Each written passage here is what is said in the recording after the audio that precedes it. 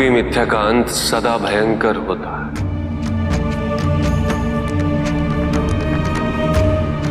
यदि आज हम सब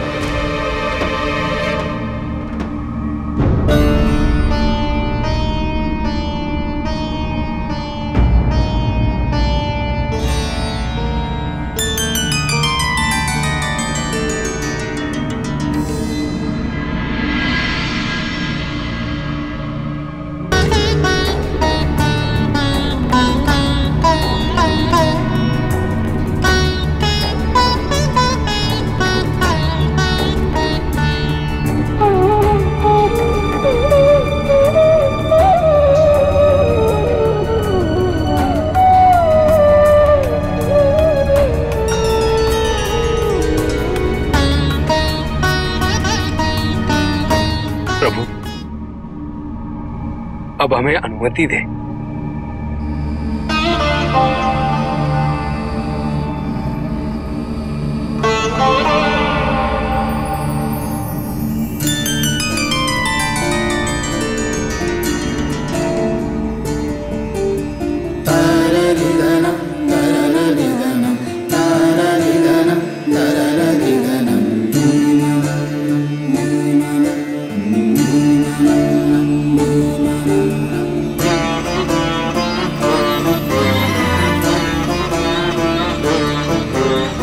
क्यों पार्वती?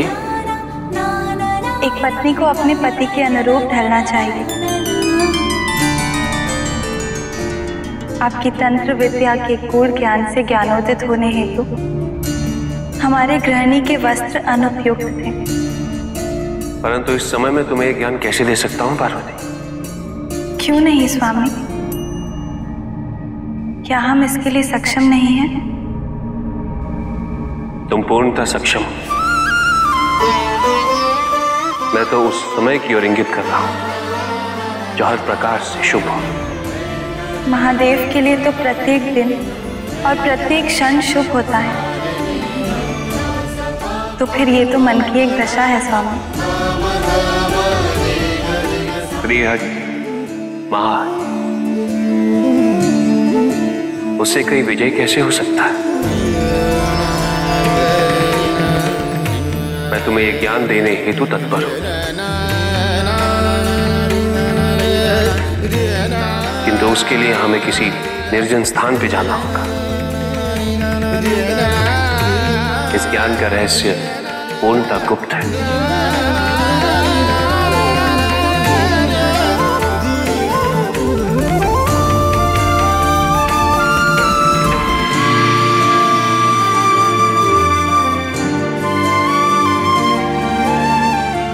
अंततः वो समय आ ही गया जब हम महादेव के उन सभी रहस्यों से ज्ञानोदित होंगे जिससे अब तक सारी सृष्टि पूर्णतः अनभिज्ञ थी।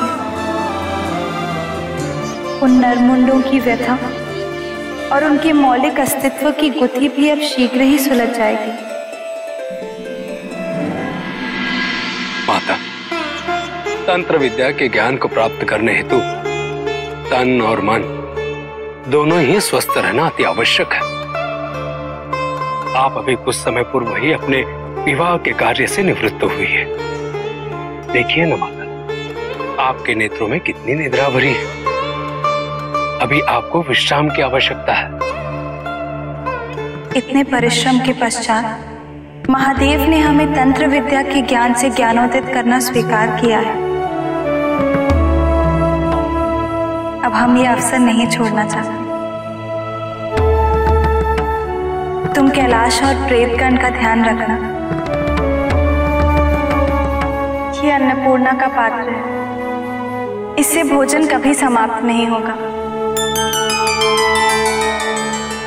तुम और बाकी के सारे प्रेतगण इससे अपनी इच्छा अनुसार खाद्य पदार्थ की प्राप्ति कर सकते हो। जी माता।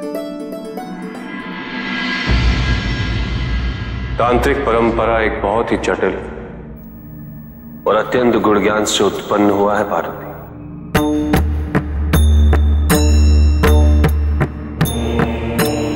इसका संसार अत्यंत विचित्र और विशिष्ट भी है। इसका जीवन दर्शन अनूठा है और इसके अपने नियमावली और विधि विधान होते हैं।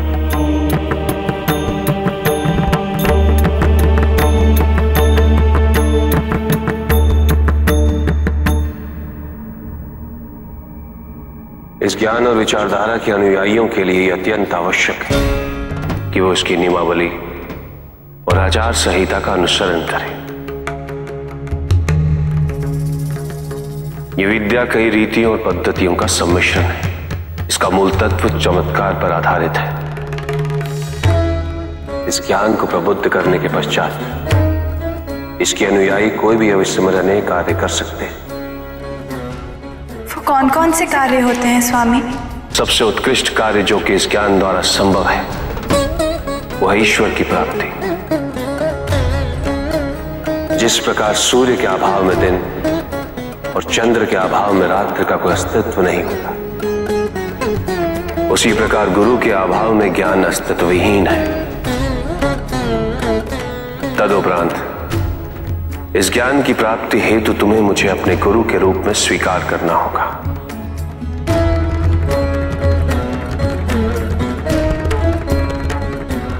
अहो भाग्य कि हम अपने पति द्वारा ही ज्ञानोदित होने जा रहे हैं। नहीं पार्वती, मुझे गुरु के रूप में स्वीकार करने के पश्चात पुरातन काल से चले आ रही गुरु शिष्य की परंपरा के नियमों का पालन अनिवार्य हो जाएगा। इसके आचार संहिता के अनुसार मैं तुम्हारा गुरु और तुम मेरी शिष्य बन जाओ।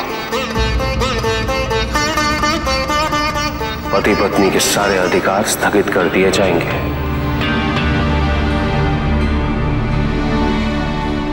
क्या तुम्हें स्वीकार है?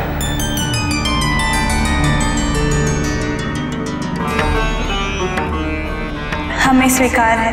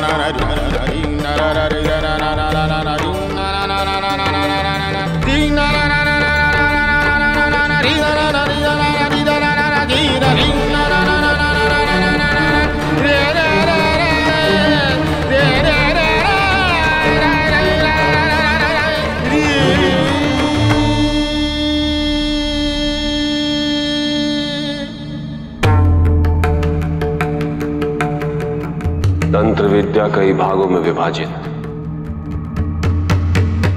इसमें शीर्ष स्थान भैरव तंत्र का, जो कि अति विशिष्ट है। इस विद्या की प्राप्ति आवश्यक ही नहीं, अपितु आगे के ज्ञान तक पहुंचने के लिए अनिवार्य भी है। जिस प्रकार इंद्र का वज्र, वरुण का पाश, यम का दंड और अग्नि के दहक उनके महाबली शस्त्र है, उसी प्रकार तंत्र विद्या का महाबली शस्त्र है भैरव तंत्र। इस विद्या को प्राप्त करने के पश्चात सूर्य को भी निस्तेज किया जा सकता है। भैरव तंत्र को प्राप्त करने का एकमात्र मार्ग है एकाग्रता। किंतु ध्यान रहे पार्वती, यदि किसी कारणवश एकाग्रता खंडित हुई तो यह विद्या सौभाग्य के स्थान पर दुर्भाग्य के कुछ प्रभाव को उजागर करने लगेगी।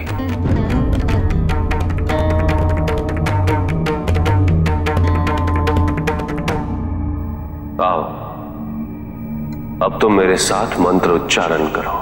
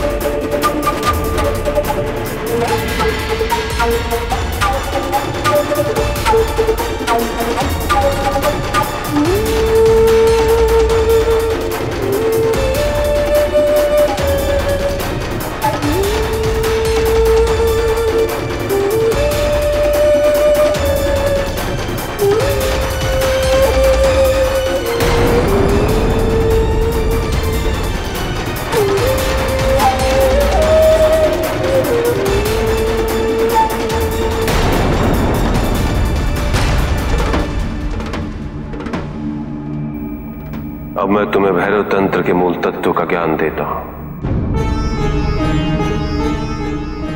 यह 6 भागों में संग्रहित, इसी कारण इसे शतक्रम के नाम से भी जाना जाता है।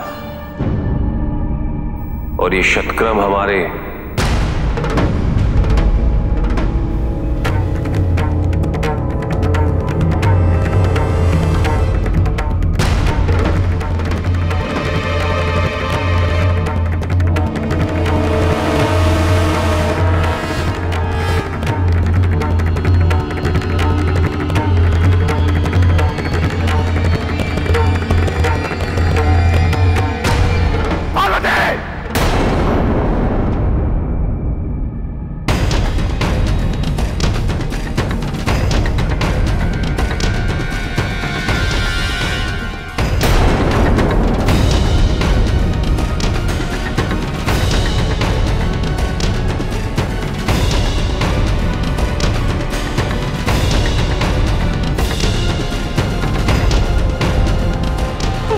बड़ी त्रुटि कैसे हो गई?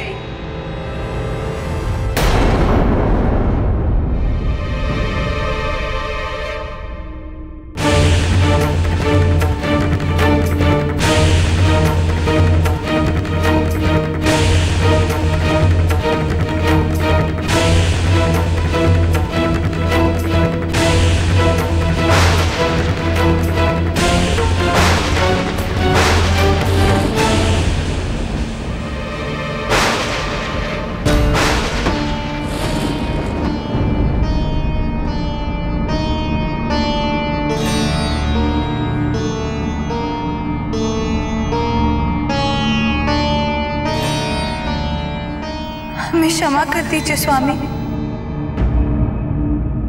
तंत्र विद्या के ज्ञान में क्षमा का कोई स्थान नहीं होता पार्वती। त्रुटि होने के पश्चात दंड को स्वीकारना ही पड़ता है। यदि तुम्हें ज्ञान ग्रहण करने की मंशा नहीं थी तो तुम्हें अधिकार की। ऐसा कदापि नहीं है। हम इस ज्ञान को प्राप्त करने हेतु तत्पर हैं। किंतु हमें स्वयं आश्चर्य हो रहा है कि हम कब और कैसे निद्रा से प्रभावित हो गए।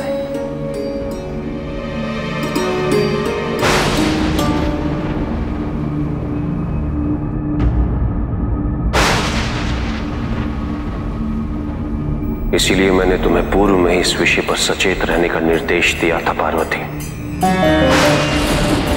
मैंने तुम्हें बताया था कि तुम इस ज्ञान को प्राप्त करने हेतु सक्षम नहीं हो, किंतु तुमने मेरे कथन पर कुछ विशेष ध्यान नहीं दिया और मुझे इस ज्ञान चक्र को आरंभ करने पर विवश कर दिया। हम पुनः आपसे क्षमा याचना करते हैं स्वामी। आप कृपया इस ज्ञान को पुनः आरंभ कीजिए। इस बार हम धैर्यपूर्वक और एकाग्र होकर इस ध्यान को ग्रहण करेंगे। हम आपको वचन देते हैं।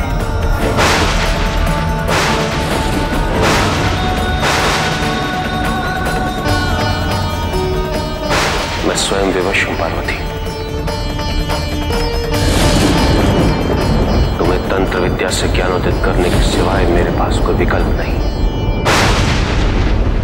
जिस विद्या को मैंने आरंभ किया है उस पर विराम केवल मैं ही लगा सकता हूं। किंतु ज्ञात रहे पार्वती,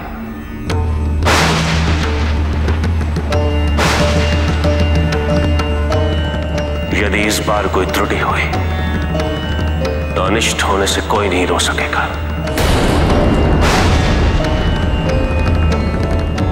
स्वयं मैं भी नहीं।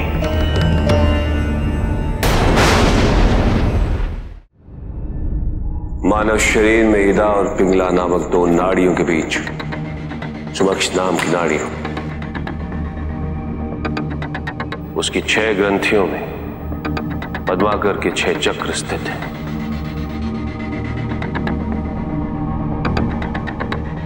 उन्हीं 6 चक्रों को जीवात्मा के साथ परमात्मा का संयोग करना पड़ता है।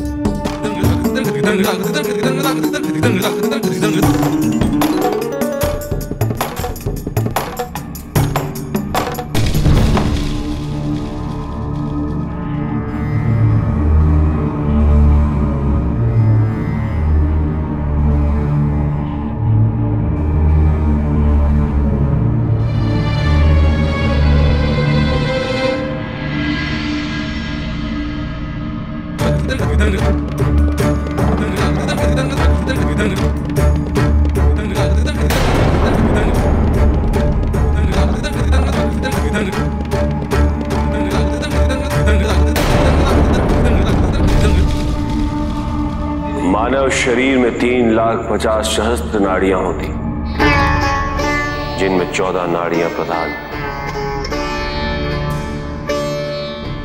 इदा, सुषुम्ना, पिंगला इत्यादि। इनमें सबसे प्रधान सुषुम्ना है, जो कि तंत्र ज्ञान में भी उपयोगी है। अन्य नाड़ियां सुषुम्ना नाड़ी पर आश्रित है। इस मार्ग से कुंडलानी शक्ति का आवागमन होता है, जो परम शिव में जाके विलीन हो जाती है और इसके पश्चात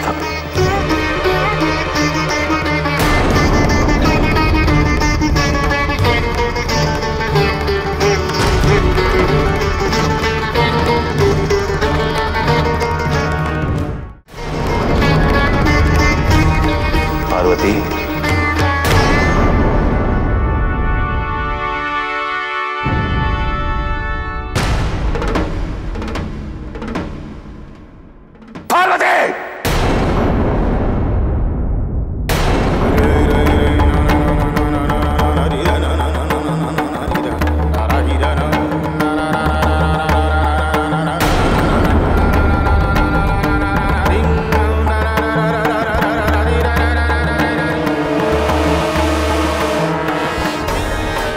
इतने अथक प्रयास और विस्तार से समझाने के पश्चात भी तुमने अपनी एकाग्रता भंग कर दी।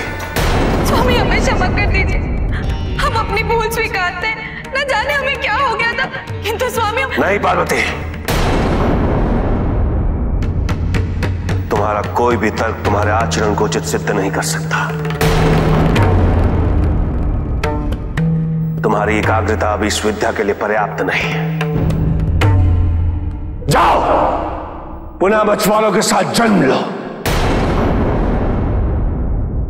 और उनसे सीखो कि क्या होती है एकाग्रता। विपरीत से विपरीत परिस्थिति में उनका ध्यान केवल अपने लक्ष्य पर होता है। उनके साथ रहोगी तो तुम्हें अनुशासन का महत्व समझ में आएगा।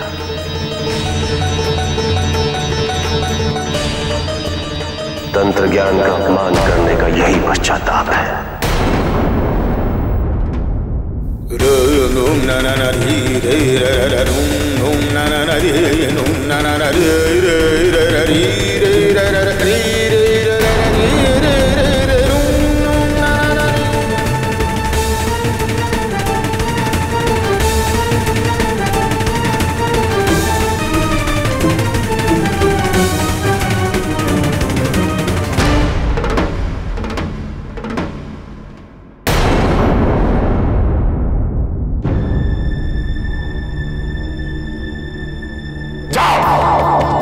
पुनः बचवालों के साथ जन्म लो और उनसे सीखो कि क्या होती है एकाग्रता। उनके साथ रहोगी तो तुम्हें अनुशासन का महत्व समझ में आएगा। तंत्र ज्ञान का अपमान करने का यही पश्चाताप है।